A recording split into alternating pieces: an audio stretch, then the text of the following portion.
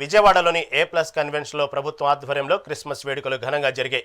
ఈ కార్యక్రమానికి ముఖ్యమంత్రి చంద్రబాబు నాయుడు ముఖ్య అతిథిగా హాజరయ్యారు. ఆయనతో పాటు మంత్రులు, ఎమ్మెల్యేలు, పెద్ద సంఖ్యలో క్రైస్తవ సోదరులు పాల్గొన్నారు.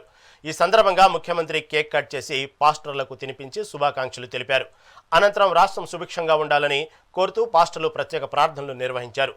ప్రభుత్వం అందరి సంక్షేమానికి కట్టుబడి ఉందని సీఎం ఈ వేడుకల వేదికగా స్పష్టం చేశారు. ప్రపంచానికి ప్రేమ, శాంతి, సేవ అనే శాశ్వత విలువలను అందించిన యేసు ప్రభు సందేశం ఎప్పటికీ మార్గదర్శనం. క్రీస్తు బోధనలు ఆయన చూపిన బాట మనందరికీ చిరస్థాయిగా రక్షణగా ఉంటుందని మరొకసారి మీ అందరికి కూడా విజ్ఞప్తి చేస్తున్నాను.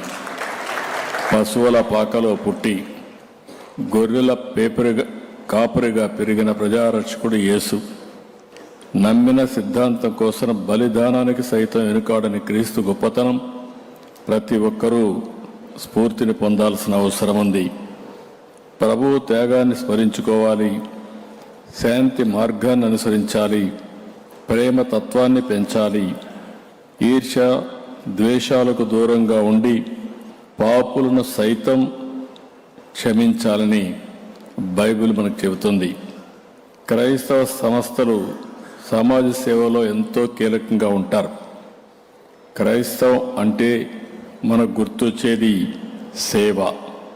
నేను చాలాసార్లు చెప్పాను, పాఠశాలలు, కాలేజీలు, ఆసుపత్రులు ఆ రోజు ప్రభుత్వం పెట్టలేని సమయంలో ఆ సంస్థలను ఏర్పాటు చేసింది క్రిస్టియన్ ఆర్గనైజేషన్స్.